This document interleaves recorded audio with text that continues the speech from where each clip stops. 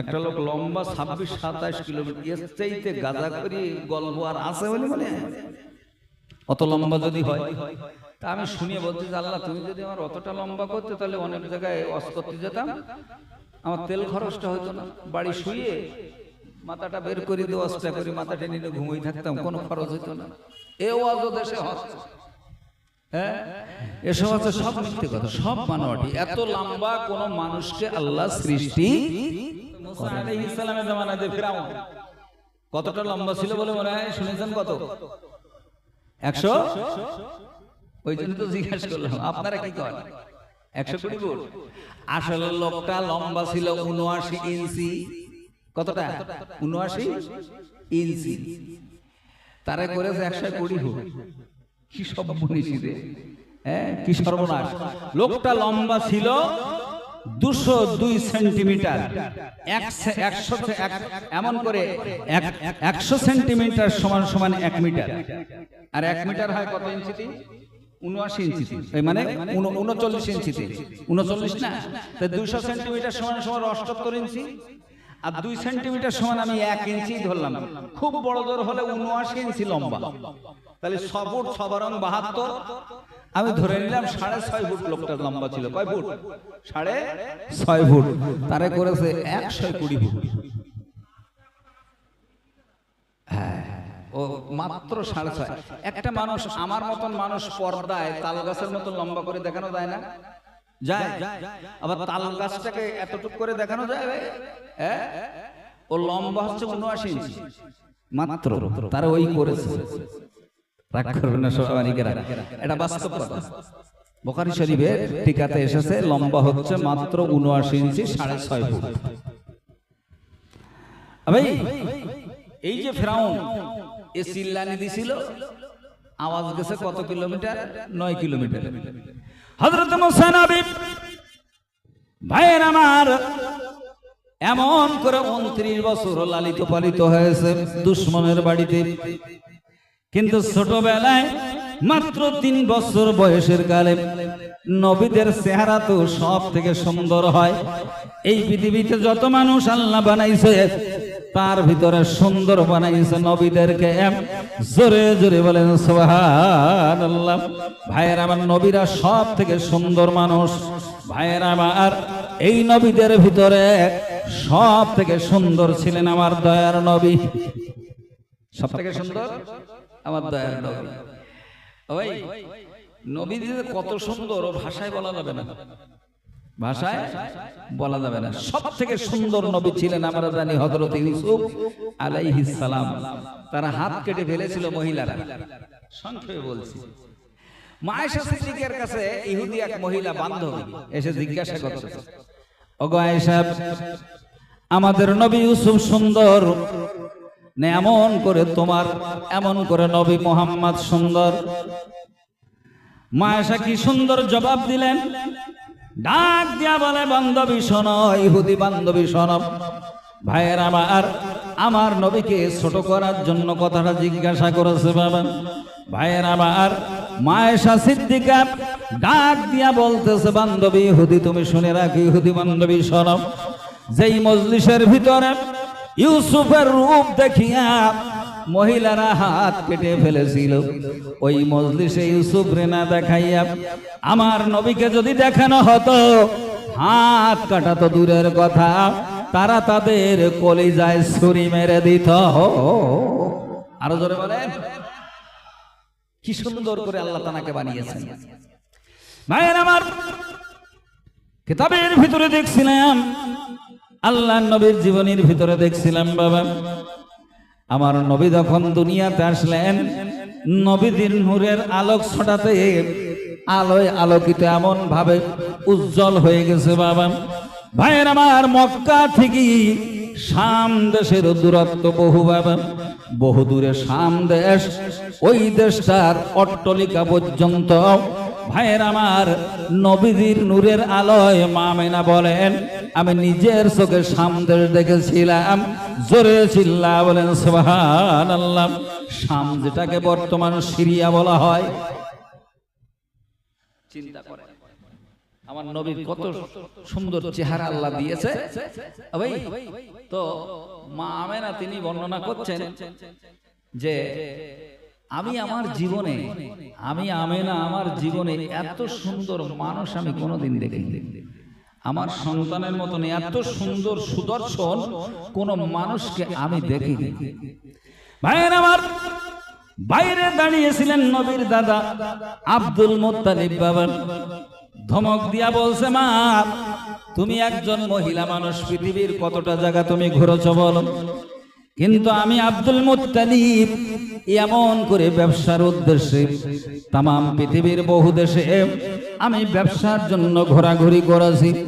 এই বুড়ো বয়স পর্যন্ত তাম দুনিয়ার বহু দেশে ব্যবসা করলাম, কিন্তু আমার এই পোতার মতো, এই মুহাম্মাদের মতো এত সুন্দর কোন মানুষ আজ পর্যন্ত আমি আব্দুল মুত্তালিব দেখি নাই। জোরে চিল্লা বলেন সুবহানাল্লাহ। হালিমা ডাক দিয়া বলছে, জগতের মানুষেরা রে, আমি বহু বাচ্চাকে দুধ পান করিয়েছি, কিন্তু মুহাম্মাদের মতন এত সুন্দর সুদর্শন আমি কোন মানুষ আজও দেখি নাই। ভাইয়ের আমার, আব্দুল মুত্তালিব যখন বলেছে আমি দেখি নাই, ভাইয়ের আমার পাশে একজন যুবক 18 বছর বয়স হবে বাবা, এইরকম একজন যুবক ধমক দিয়ে আব্দুল মুত্তালিবকে বলছে, ওরে বুড়ো আমি দেখি নাই, তা তুই বুড়ো দেখবি কি করে বল। ভাইয়ের আমার, 18 বছর বয়সের একজন যুবক আব্দুল মুত্তালিব বুড়ো মানুষ, তাকে ধমক দিয়া বলতেছে আমি দেখি নাই, তুমি বুড়ো দেখবা কি করে বলো। ভাইয়ের আমার, আব্দুল মুত্তালিবের মেজাজটা গরম হয়ে গেছে। ওই আব্দুল মুত্তালিব বুড়ো মানুষ, আর 18 বছরের একজন ছেলে, সে যদি বলে এই বুড়ো তুই দেখবি কি করে, আমি তাই দেখিনি, মাথা গরম হবে না? হবে না? এই যে তুই কেডারে, তোর বাবার নাম কি? হ্যাঁ, বেশি পেকে গেছো নাকি? হ্যাঁ, এই আমার বয়স কত, তোর বয়স কত? হ্যাঁ ভাইয়ের আমার, যুবক ডাক দিয়া বলে, আব্দুল মুত্তালিব ধমক দিও না, আমি তোর মায়ের বিবাহ পর্যন্ত দেখেছি। তোমার মায়ের নাম হলো সালমা, মদিনায় তার বাড়ি, আমরের বেটি। তোমার বাপ হাসিম তাকে বিয়ে করেছিল, সে বিয়েটাও আমি নিজের চোখে দেখেছি। আমাকে দেখতে ছোট মনে হয়, আমি এই পৃথিবীর কোনো মানুষ না, আমার বাড়ি হলো সিদরাতুল মুনতাহায়। জোরে চিল্লা বলেন সুবহানাল্লাহ, নারে তাকবীর। ভাইয়ের আমার, জিবরাইল আমিন বলেন, তুমি পৃথিবীর কয় জায়গা দেখেছো? আমি জিবরাইল পৃথিবীকে কোটি কোটি বার ভ্রমণ করেছি, কোটি কোটি বার। কারণ আমার পৃথিবী ভ্রমণ করতে মোটেও সময় লাগে না বললেও চলে, কারণ আল্লাহ আমাকে নূরের 600 ডানা দান করেছে। দুটো ডানা টান মারলে আমি 500 বছরের রাস্তা যেতে পারি, 600 একবারে মারলে আমি কত রাস্তা অতিক্রম করি। এই পৃথিবীটা ঘুরতে এক মুহূর্ত সময় আমার লাগে না, কোটি কোটি কোটি বার আমি ভ্রমণ করলাম, কিন্তু মুহাম্মাদের মতন এত সুন্দর কোন মানুষ আজও আমার নজরে পড়ি নাই। জোরে জোরে বলেন সুবহানাল্লাহ। তাহলে আমি যখন দেখতে পারলাম না, তাহলে তুমি বুড়ো দেখবা কেমন করে? কেমন করে দেখবা? জিবরাইলের বয়সটা কম নাকি? তাফসীরের ভিতরে আমি দেখছিলাম। ভাইয়ের আমার, এমন করে যখন আসতেছে, ভাইয়ের আমার, জিবরাইল আমিন নবীদের কাছে বহুবার এসেছে। কোন নবীর কাছে 10 বার, কোন নবীর কাছে 20 বার, ভাইয়ের আমার কোন নবীর কাছে 50 বার। সব থেকে বেশি এসেছে হযরতে মুসা নবীর কাছে 500 বার। কিন্তু আমার নবীর কাছে জিবরাইল এসেছিলেন 24,000 বার। জোরে জোরে বলেন সুবহানাল্লাহ। আব্দুল হক মুহাদ্দিস দেহলভির লেখা কিতাব মাতারেজুন নবুয়াতের ভিতরে লেখা রয়েছে, দয়ার নবীর কাছে 23 বছরে জিবরাইল এসেছিলেন 24,000 বার। 23 বছরে 24,000 বার যদি হয়, তাহলে বছরে কত? 1000 বারেরও বেশি। বছরে 1000 বার যদি হয়, আমি 1000 বারই ধরলাম, তো ডেলি 3-4 বার। এই জন্য ভাই জীবনে জিবরাইলের সাথে কোন নবীর সাথে ভালো সম্পর্ক হয়নি। কিন্তু বারবার যদি কোনো মানুষ আপনার বাড়িতে আসে তাকে একটা সম্মান দিয়ে তাকে একটা মোটামুটি ডাকাডাকি করতে হয়, ভাই বলেন, চাচা বলেন। এই জন্য আল্লাহর নবী জিবরাইলকে ভাই বলতেন। জোরে বলেন সুবহানাল্লাহ। ইয়া আখি জিবরিল, বারবার আসতেন তো এই জন্য ভাই বলতেন। এখন আসতেছে দাহিয়া কলবি রূপ নিয়ে। আল্লাহর নবী তানারি দুলাল, এমন করে দুলালি, নাম হলো ফাতেমাতুজ জোহরা। ডাক দিয়া বলতেছে, ফাতেমা রে, তোমার ছোট চাচা আসতেছে, একটু তাকে বসার ব্যবস্থা করে দাও। জিবরাইল আমিন এদিক সেদিক তাকায়, ফাতেমার ছোট চাচা আবার কে? ভাইয়ের আমার কাউকে না দেখতে পাইয়া জিবরাইল আমিন ডাক দিয়ে বলে, ইয়া রাসূলুল্লাহ, ছোট চাচা কাকে বললেন? ফাতেমার সাথে ছোট চাচা বললেন, ব্যাপার কি? বলে, ভাই জিবরিল, তুমি হলে আমার মেয়ে ফাতেমার ছোট চাচা। জোরে জোরে বলেন সুবহানাল্লাহ। জিবরাইল আমিন বলে, ইয়া রাসূলুল্লাহ, আমি তো আপনাকে এমন করে দুনিয়া আসতে দেখেছি মায়ের পেট থেকে, তাহলে আপনি কি করে আমাকে ছোট চাচা বলতে পারেন? আমি কেমনে ছোট হয়? আল্লাহর নবী ডাক দিয়া বলে, জিবরিল, তাই যদি হয় তাহলে তুমি বলো তোমার বয়সটা কত? তাফসীরের ভিতরে এসেছে, জিবরাইল আমিন বলে, ইয়া রাসূলুল্লাহ, আমি জীবনে কোনোদিন নিজের বয়স সম্পর্কে বলতে পারবো না। আমার বয়স যে কত এটা আমি বলতে পারবো না, তবে একটা ধারণা দিতে পারি, আকাশের ভিতরে একটা তারকা উদয় হতো, ৭০,০০০ বছর পার হলে একবার তারকাটা দেখা যেত, আর দেখা যেত না। আবার ৭০,০০০ বছর পরে আবারও তারকাটা দেখা যেত, আর দেখা যেত না। প্রতি ৭০,০০০ বছর পরে পরে তারাটা আকাশের ভিতরে দেখা দিত। ইয়া রাসূলুল্লাহ, ওই তারকাটা আমার জিন্দেগিতে ৭২,০০০ বার উঠতে দেখেছি। আরো জোরে বলা যাবে না? আপনি এবার চিন্তা করেন আমার বয়স কত। ৭০,০০০ বছর পরে তারকাটা ওঠে, ৭০,০০০ বছর আর দেখা যায় না, পুনরায় ৭০,০০০ বছর পরে আবার দেখা দেয়। এইভাবে করে উঠতে দেখেছি ৭২,০০০ বার। এইবার আপনি অঙ্ক করে দেখুন আমার বয়স কত। আল্লাহর নবী মুস্কি হাসি দিয়া বলে, ও ভাই জিবরাইল, ওই তারকা সম্পর্কে তুমি কিছু জানো? বলে, তা তো জানি না ইয়া রাসূলুল্লাহ। আল্লাহর নবী বলেন, আল্লাহি আনা যালিকাল কাওয়াকিব, আমি নবী আল্লাহর কসম করে বলতেছি, আল্লাহি আনা যালিকাল কাওয়াকিব। ও জিবরাইল, তুমি শুনে রেখে দাও, ওই যে তারকাটাকে ৭২,০০০ বার উঠতে দেখেছো, ওই তারকাটা ছিলাম আমি, বিশ্ব নবী। জোরে জোরে বলেন সুবহানাল্লাহ, নারে তাকবীর। আল্লাহি আনা যালিকাল কাওয়াকিব, ওই তারকাটাই ছিলাম আমি, মুহাম্মদুর রাসূলুল্লাহ। তাহলে সৃষ্টির শুরুতে আমার দয়ার নবী। কি বলেন? সৃষ্টির শুরুতে কি আমার দয়ার নবী। ভাইয়ের আমার, এই মুসা আলাইহিস সালামের কথা বলছিলাম। জিবরিল আমিন আল্লাহ তাআলাকে বহু পাওয়ার দিয়েছে, বহু ক্ষমতা দিয়েছে। হযরত মুসা আলাইহিস সালাম ৩ বছর বয়স। ভাইয়ের আমার, এমন করে সুন্দর দেখতে বাবা, যেহেতু নবী। ভাইয়ের আমার, এমন করে কোলের ভিতরে লইয়া, এমন করে বাবা মা আসিয়াকে ডাক দিয়া বলতেছে, আমার কাছে একটু দাও, কারণ বাচ্চা দেখতে তো খুবই সুন্দর হয়, এই জন্য যখন বলেছে আমাকে দাও। আসিয়া বলে, তুমি তো মোটে দেখতে পারো না, কি জন্য নেবা? বলো, সব কথা ছেড়ে দিয়ে বাচ্চাটা আমার কোলে দাও।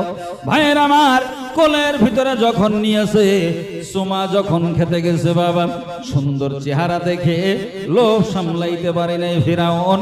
যেই মাত্র চুমা দিতে গেছি, এমন জোরে তার বাম চাবালিতে একটা থাপ্পড় মেরেছে বাবা।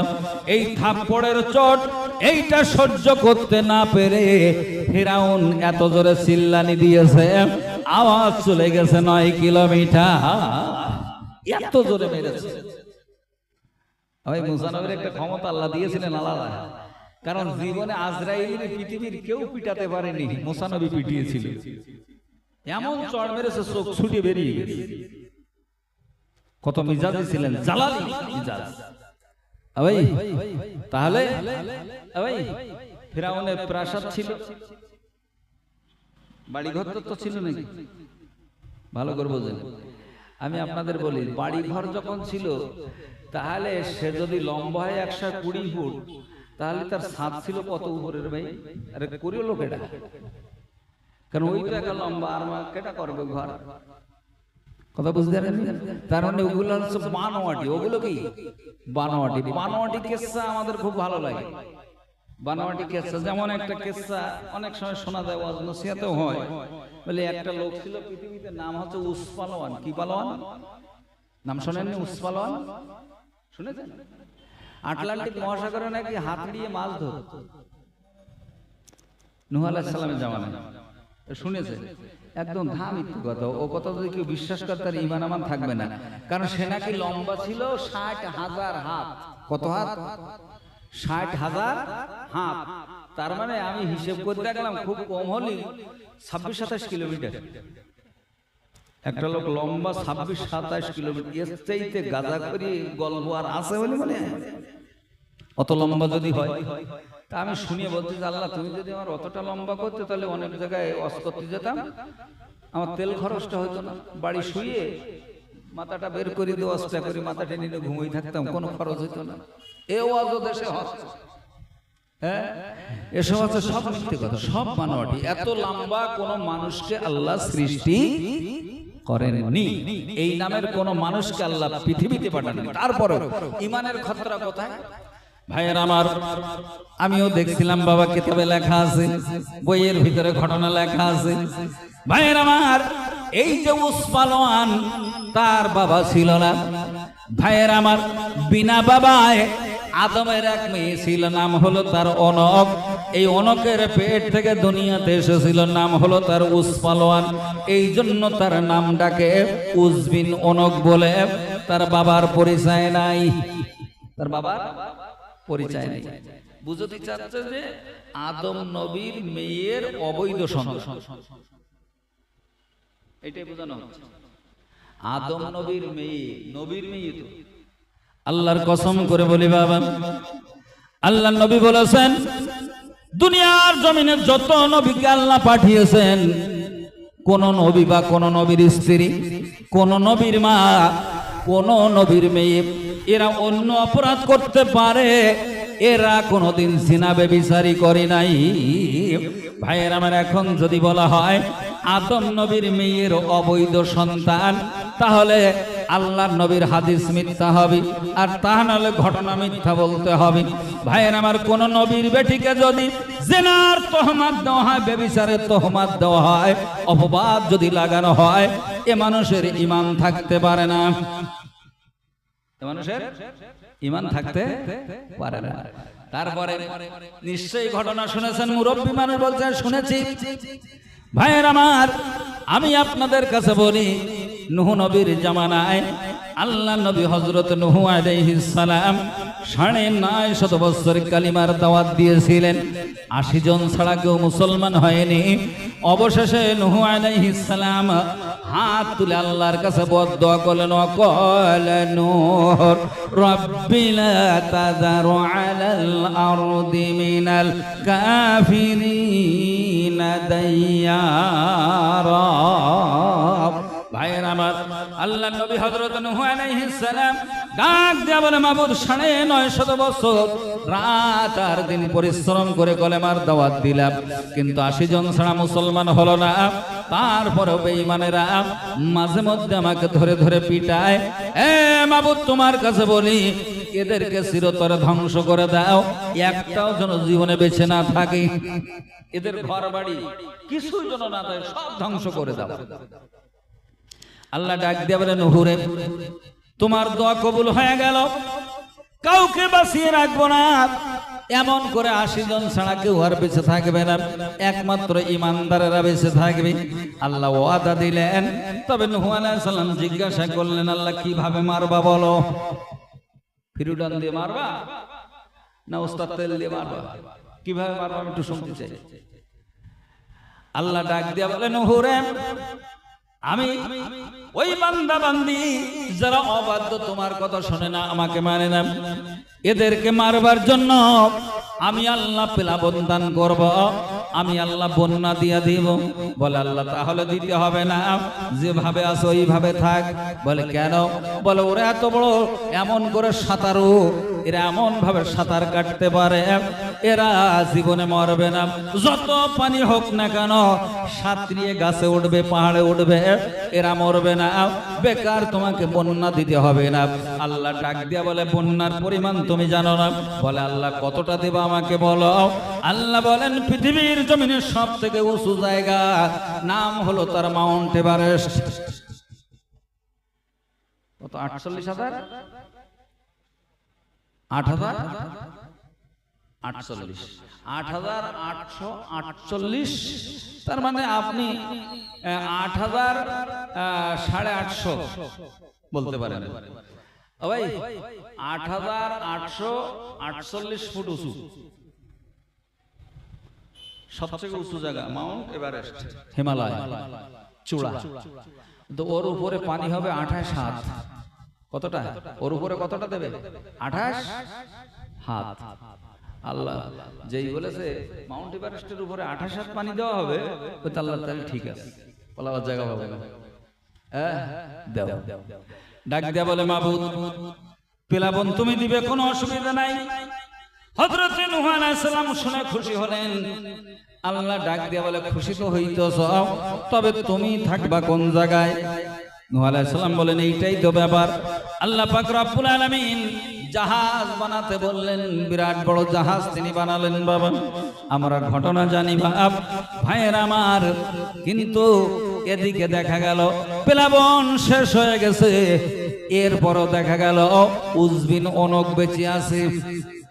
উজবিন অনকটা বেঁচে আছে, তো বিশাল লম্বা লোক, 60,000 হাত লম্বা। ও আর মরেনি। আচ্ছা বলুন তো, নূহ আলাইহিস সালাম দোয়া করলেন, কোরআনে যে দোয়ার কথা এসেছে, অকালা নূহু রাব্বি লা তাযারু আলাল আরদি মিনাল কাফিরিনা দাইয়ারা, আল্লাহ এদেরকে একদম সমূলে ধ্বংস করে দাও। ওয়া ইন তাযারহুম ইউযিল্লু ইবাদাকা ওয়া লা ইয়ালিদু ইল্লা ফাজিরান কাফারা, এক পিস যদি তুমি বাঁচিয়ে রাখো এই বেঈমানদেরকে, তাহলে তাদের থেকে আবার গোটা দুনিয়া কাফের বেঈমানে ফাসেকে ভরপুর হয়ে যাবে। এই জন্য গেট তুলে দাও। আপনারা কি মুতো ঘাস বলেন তো? ভাদলা ঘাস, মুতো ঘাস ফুটি ওঠে ভাই। জন নিলে কি বলেন যে মাজার থেকে কাটবি? কি বলেন? বলে গেট তুলে দিস। আরো ঘাসগুলো এমনই ঘাস, ও গেট চতুর্দিকে পাতায়। কি বলেন? তারা চতুর্দিকে ছোট ছোট মাদলি মতন, তুমি এখান থেকে গেট তুলে দেবো, ওই গেট থেকে বেরোবে। ওমার আর খুব দুষ্কর। তা আল্লাহর কাছে বলতে, আল্লাহ একেবারে গেট তুলে দাও, যাতে কেউ না থাকে। এক একজন যদি তুমি বাঁচিয়ে রাখো, তাহলে তার থেকে আবার তামাম দুনিয়ায় বেঈমানে ভরে যাও, তার থেকে একেবারে সমূলে ধ্বংস করে দাও। আল্লাহ দোয়া কবুল করলেন। আচ্ছা এই দোয়া কবুল করার পরে যদি ওই বেঈমান বেঁচে থাকে, আপনারা বলেন, দোয়া কবুল হয়েছে, কেউ বেঁচে থাকবে না, বেঈমান সব ধ্বংস হবে, অথচ ওই বেঈমান বেঁচে আছে। যদি বলেন হুজুর ওই লোকটা যে ছিল সে যে বেঈমান, তার প্রমাণ ওয়াজের ভিতর আপনারা শুনেছেন, যখন 4টে তক্তা কম পড়ে গেল, 4টে তক্তা কম পড়ে গেল। আচ্ছা এখানেও ঈমান নষ্ট হওয়ার একটা কারণ আছে। আচ্ছা আল্লাহ একটা জিবরাইল আমিনের দ্বারা একটা ডাল পাঠিয়ে দিয়েছিলেন, একটু রোপণ করো। ওই গাছটা 40 বছর লালিত পালিত হয়েছে আল্লাহর কাছে। আল্লাহ লালন পালন করেছে 40 বছর, বিরাট বড় গাছ। আল্লাহ বললেন এই গাছ দিয়েই জাহাজ হবে, এই গাছ দিয়ে জাহাজ হবে। আচ্ছা আল্লাহ যদি বলে হবে তো হবে তো নাকি? আচ্ছা সেই গাছ দিয়ে জাহাজ বানাতে যে 4টে কম পড়ে, তাহলে আল্লাহর মাপজোবও ঠিক নেই, আইডিয়া ঠিক নেই। আল্লাহর আইডিয়া পেলে নাউযুবিল্লাহি মিন যালিক, তাহলে ঈমান আছে না গেছে? কি বলেন? আল্লাহ যদি বলে এই গাছের দ্বারাই জাহাজটা হবে, তাহলে 4টে তক্তা কম পড়ে? আপনারা কি বলেন? আর যদি কম পড়ে যায়, তাহলে এখানে আল্লাহর কি মাপজোব, মিজান, আল্লাহর মানে আইডিয়া সব ফেল, তাহলে ঈমান থাকবে? ঈমান থাকবে না। কিভাবে দেখেন এর ভিতরে মারতেছে আমাদের এই অশ্লীল। রাগ করবেন না সোনামানিকেরা, কথাগুলো ঠান্ডা মাথায় বুঝি। তো এই 4টি তক্তা কোথায় পাবে?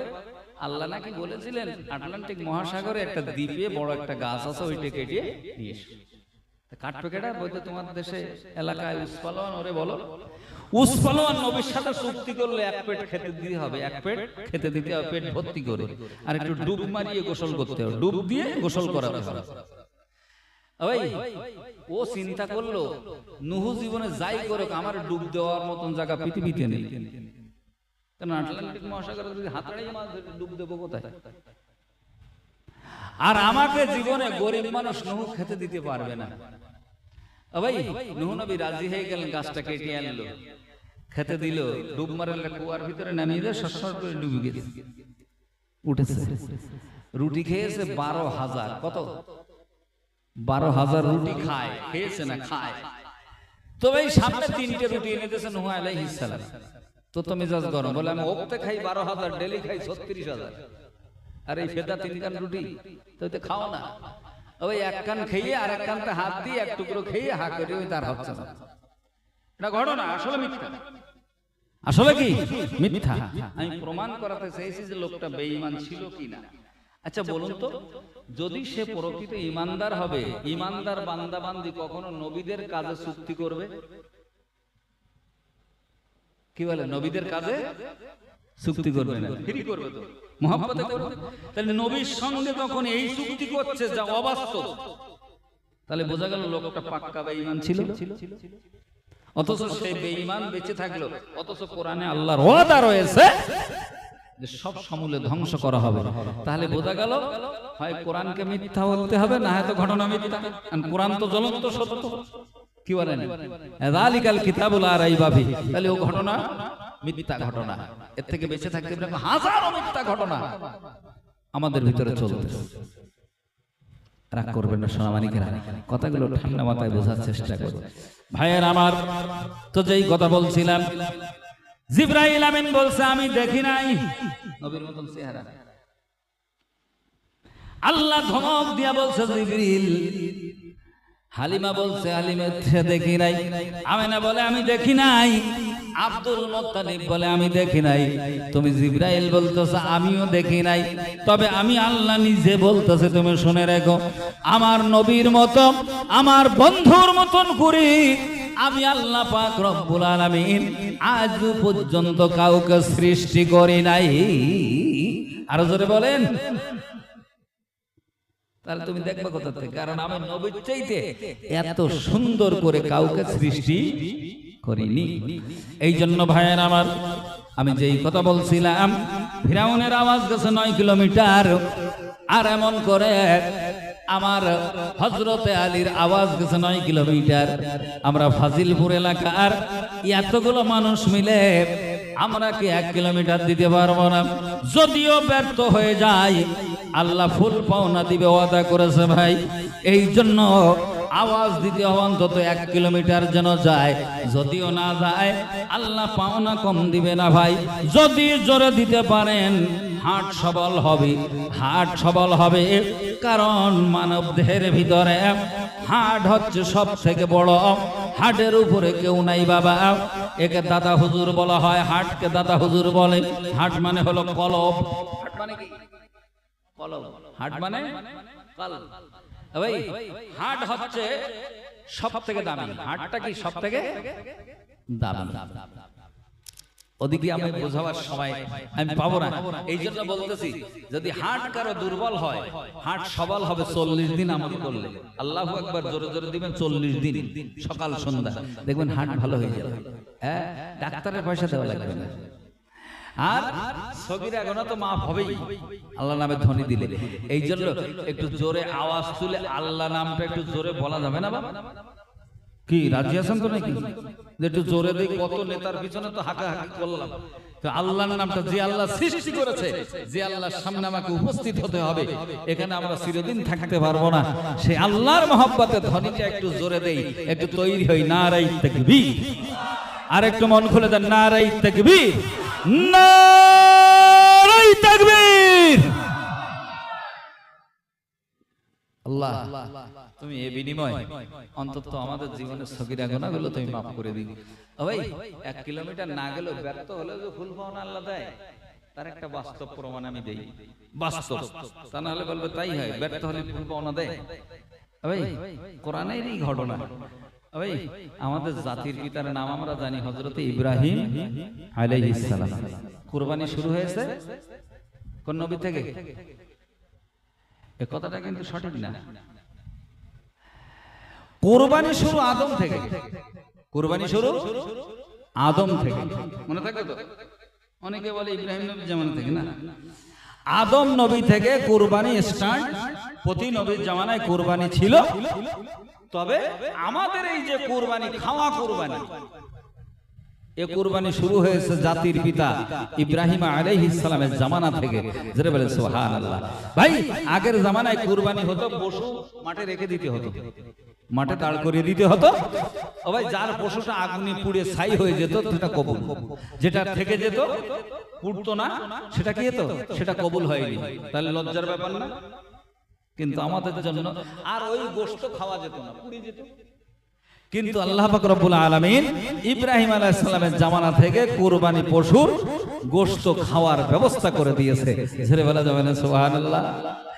ভাইয়ের আমার, এবার আপনারা বলুন তো দেখি, যে পশুটা আমরা কুরবানি করে ওটা কার?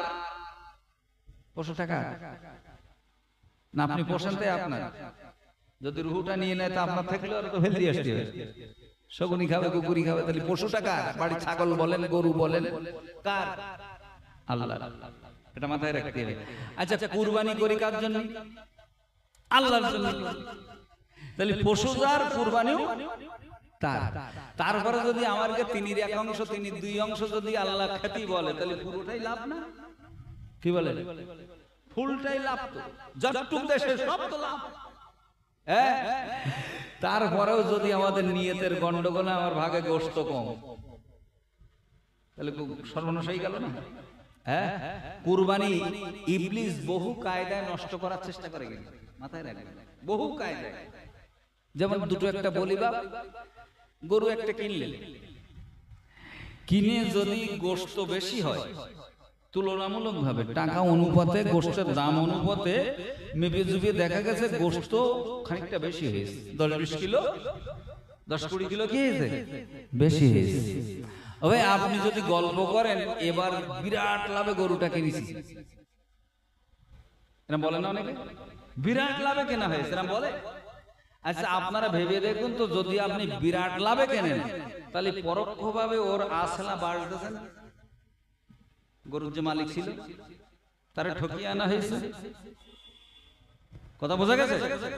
আবার যদি তুলনামূলক ভাবে গোশত কম হয়, এখন আপনি যদি বলেন যে এবার গরু কিনে ছাই খাইছি, ঠকে গেছি, তাহলে গরু তোমার না, কুরবানিও তোমার না, সবই আল্লাহর জন্য। এখানে যদি বলে লাভ করেছি, ঠকে গেছি, তাহলে কুরবানি হবে বলে মনে হয়? এই জন্য কুরবানিটা আলাদা জিনিস, নিজের এটা উৎসর্গ করা, উৎসর্গ করা। হ্যাঁ, আমি আমার কেনার কথা, পশুটা যেন হৃষ্টপুষ্ট হয়, দেখতে সুন্দর হয়, চামড়া যেন ফাটাফুটো না হয়। হ্যাঁ, বৃহস্পতিবার দিন কি শুক্রবারের দিন বেলেঘাটার হাট, ওই শনিবার দিন কুরবানি, ও যে বিকেল বেলায় দিয়ে কিনতে, হ্যাঁ ফাটা ছোটা গাড়ি চটি ফেটিয়ে গেছে, ওই মালে নিয়ে যাচ্ছে। ওষুধ তোমার গেলা হবে, ও কি হবে? শুধু গোশত গেলা হবে, কুরবানি হবে বলে আমার জানা নেই। হ্যাঁ, তারপর তোমার মহব্বত হলো না, কিচ্ছু হলো না, হিষ্ট না, পুষ্ট না, চামড়া ফাটা। এই জন্য বলা হয়েছে কোন পশু কখনো কোনদিন তোমরা গোশত কতটা হবে এটা যেন আইডিয়া করবে না, দেখবে না, দেখবে তার চামড়াটা কত সুন্দর, চামড়াটা কত সুন্দর।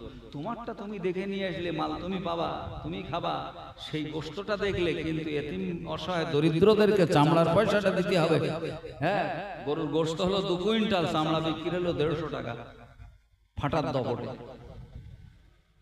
এরা হচ্ছে না? হ্যাঁ, এটা তো গল্প করা দরকার ছিল যে আমি যে গরুটা কিনেছিলাম তার চামড়াটা 1 নম্বর হয়েছে, এই দামে বিক্রি হয়েছে। সেসব জায়গায় গোশত কতটা, এই নিয়ে মোটামুটি আমাদের চলতেছে। 7 জনে কুরবানি করা, 7 জনে কুরবানি করা কি একটা গরুতে চলে?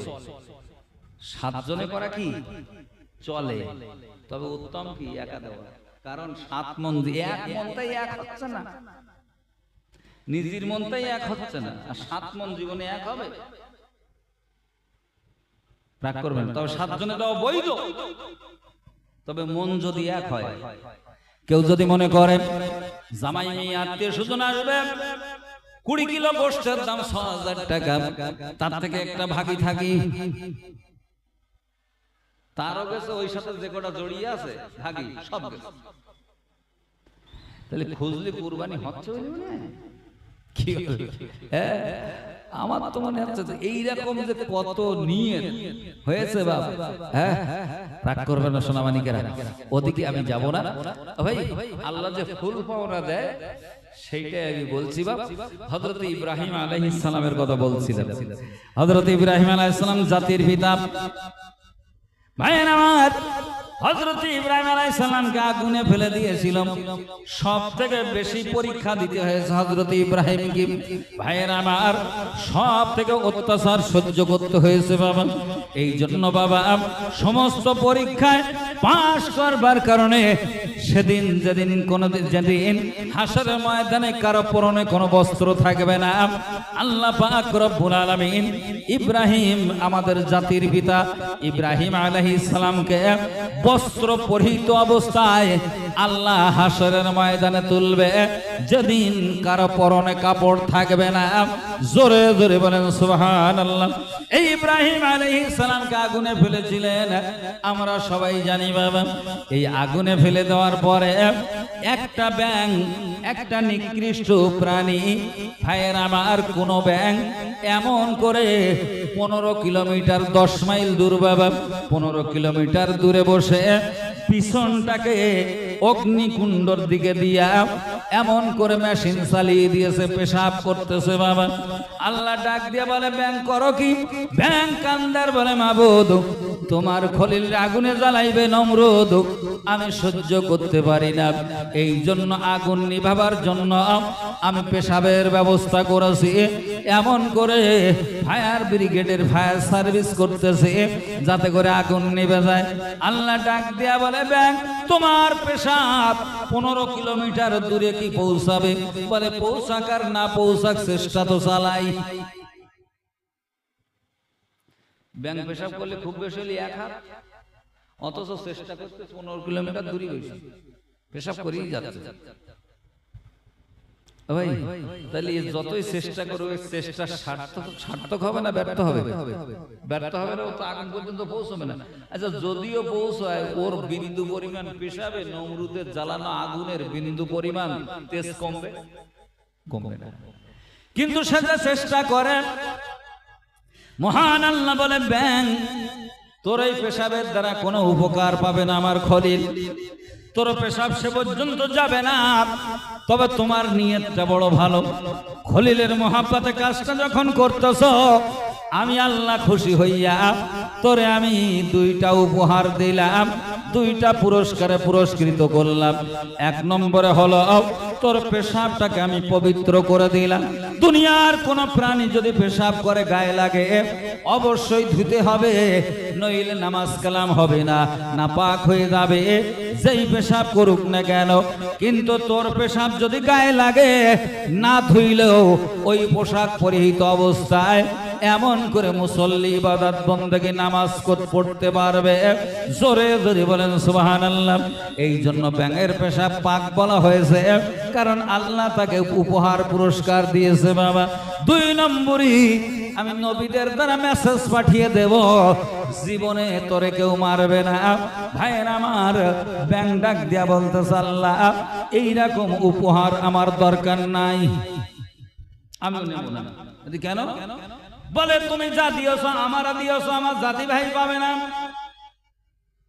আমার জাত ভাই যদি না পায়, এ পুরস্কার আমি একা নিয়ে লাভ হবে না। আল্লাহ ডাক দিয়া বলে, জাতির চিন্তা করেছো, আমি আল্লাহ কথা দিলাম, কিয়ামত পর্যন্ত যত ব্যাঙ দুনিয়াতে থাকবে সবার জন্য আমি এ উপহার দিয়ে রাখলাম। জোরে চিল্লা বলেন সুবহানাল্লাহ। সে ব্যাঙ তো সেই কালে মরে গেছে, সে ব্যাঙ তো সেই কালে পার, অথচ তার জাত ভাইরা আজও সম্মান পাচ্ছে, ব্যাংক মারতে চায় না কেউ, ব্যাংকেও মারতে চায় না। আর তার পেশাব পবিত্র, পেশাব কি পাক। হ্যাঁ, তাহলে বোঝা গেল কি ভাই, গোষ্ঠীর ভিতরে গ্রামের ভিতরে ভালো লোক থাকলে গ্রামের সম্মান বাড়ে, বাড়ে না বাড়ে না? গ্রামবাসীর সম্মান বাড়ে ভাই। কিন্তু দেখা যাচ্ছে কোলাঙ্গার থাকলে সম্মান নষ্ট হয়। তারও উদাহরণ এখানে রয়েছে। দূরে বসে বসে একটা গিরগেটি ওই কাংলাস, সে কিন্তু আগুনের দিকে ফিরে ফু দিচ্ছিল, ফু কিন্তু সেখানে যাবে না, হ্যাঁ, বহু দূরে বসে ফু দিচ্ছে। আল্লাহ ডাক দিয়া বলে, গিরগেটি করো কি? ডাক দিয়া বলে, মাবুদ রে, তোমার খলিলকে জ্বালিয়ে দেওয়ার জন্য, তাড়াতাড়ি করে যাতে আগুনে পুড়ে মরে যায়, এই জন্য ফু দিয়ে আগুন প্রজ্বলিত করতেছি, আরো তেজ বানাইতেছি। আল্লাহ ডাক দিয়া বলে, তোর কপালেও বড় বাজাইতেছি, শুনে রেখে দে, আমি নবীদের দ্বারা মেসেজ পাঠিয়ে দেব। বুখারী শরীফের হাদিস এসেছে, আল্লাহ নবী বলেন, গিরগেটি যদি কেউ মারতে পারো, ভাইয়ের আমার নবীজি ওয়াদা করেছেন, গিরগেটি মারবার কারণে আল্লাহ সেই বান্দা বান্দির নামে আমলে 100 নেকি লিপিবদ্ধ করে দিবে। জোরে চিল্লা বলেন সুবহানাল্লাহ। একটা গিরগেটি মারলে যদি 100 নেকি হয়, গিরগেটি বাঁচবে বলে মনে হয়। এই জন্য মুসলমান বাজারে যাচ্ছে বেলি ঘাটায়, প্রতিমধ্যে যদি গিরগেটি কুল গাছে বসে দিয়েছে, ও মোটর সাইকেলেও যদি যায় তো থামাবে, তাই মারতি না হলে একটা ঢিল মারবে তো আমার। কি বলেন? গিরগেটি দেখে থুই কেউ চলে যায় না, মারে। যারা ইমানদার, গিরগেটি দেখলে ওর মেজাজ গরম হয়ে যাবে, গাড়ি নিয়ে গেলেও থামিয়ে মারবে। আজও বুঝতে। আচ্ছা আপনারা বলুন তো, যে গিরগেটিটা ফু দিচ্ছিল, সে গিরগেটি তো সেই কালেই মরে গেছে, কিন্তু তার জাত ভাই আজও মার খেয়ে মরে, আজও মার খাচ্ছে, আর কিয়ামত পর্যন্ত খাবে। কথা ঠিক বললাম না ভুল বললাম? দেখেন আমাদের মুর্শিদাবাদে নবাব সিরাজউদ্দৌলার সাথে বেঈমানি করেছিল কি মীর জাফর আলী খান। সে তো চলে গেছে 200 বছর আগে জাফর আলী। আজও মুর্শিদাবাদের লোক গালি শোনে, শোনে না শোনে না? মুর্শিদাবাদে শুনলে বলো মীর জাফরের দেশের লোক তো আজও শোনে। তায়েফবাসীরা শুনতো, তায়েফবাসী, কারণ নবীকে মেরেছিল তায়েফের লোক, সে তো 1450 বছর আগে, আজও তারা গালি শুনছে। এই জন্য দেশের ভিতরে যদি গ্রামের ভিতরে একটা কুলাঙ্গার তৈরি হয়, তার কারণে গ্রামের মানুষ অপমানিত হয়, অপদস্থ হয়। আবার ভালো মানুষ তৈরি হলে तमाम গ্রামের লোক সম্মান পায়, ইজ্জত পায়। এটা মাথায় রাখতে হবে। এই জন্য আমি ভালো হয়ে যাই, আমার গ্রাম ইজ্জত পাবে, সম্মান পাবে। ভাই আমরা ইজ্জত পাই। আমি মালদায় গেছি, অস্কত্তি কালিয়াচকে, আমি চিনি না, নতুন গেছি তো, বাসার থেকে নেমে জিজ্ঞাসা করবো, এটা চার দোকানে ঢুকেছি। ঢুকে বলতে, ভাই এরকম জলসায় যাবো, তো বাড়ি গেলে আমি বসিরহাট, যেই বলেছি না আমরা একদম জড়িয়ে ধরি। ও আল্লামা হুজুরের দেশের লোক, চিন্তা করতে পারলেন? আল্লামা হুজুরের দেশের লোক, এলাকার লোক। ভাই যা খাওয়ালো, আমি টাকা দিতে গেলাম, নিল না, আল্লামা হুজুরের দেশের লোক। তাহলে আমার কোনো ইজ্জত নেই, ইজ্জত হচ্ছে দাদা হুজুরের ওসিলায়, আল্লামা হুজুরের ওসিলায়। কি বলেন? দাদা হুজুর আল্লামা হুজুরের ওসিলায়। আমরা দাদা হুজুর আল্লামা হুজুরকে মানি তো সবাই? সবাই মানেন তো নাকি? সবাই ভালোবাসেন তো? একটু তাকবীর দেন তো, কারা কারা ভালোবাসি? নারায়ে তাকবীর, নারায়ে তাকবীর। সিলসিলা হক মুজাদ্দিদে জামান, সিলসিলা হক ফুরফুরা শরীফ, নারায়ে তাকবীর। এই জন্য জীবন তৈরি করতে হবে, এমন জীবন তুমি করিও গঠন, মরিলে হাসিবে তুমি, কাঁদিবে ভুবন। কি বলেন? তার নাম তো জীবন। কাজী নজরুল ইসলাম বলেছেন, এমন জীবন তুমি করিও গঠন, মরিলে হাসিবে তুমি, কাঁদিবে ভুবন। ভাইয়ের আমার, কিন্তু এখন দেখা যায় এই জামানায় অনেকে মরে গেলে অনেকে হাসে, খেয়ে না ভালোই হাসে না, হাসে না, মাসে না, মানে এমন ক্ষতি তার করিয়ে মরিয়েছে। বা হ্যাঁ, মেয়েরে ফাঁকি দিয়েছে, ভাইরে ফাঁকি দিয়েছে, এত ফাঁকি দেওয়া দেশে, ভাই মরে গেলে সে খিলখিল করে হাসতেছে, হয়তো মরে গেলে না, ভালোই।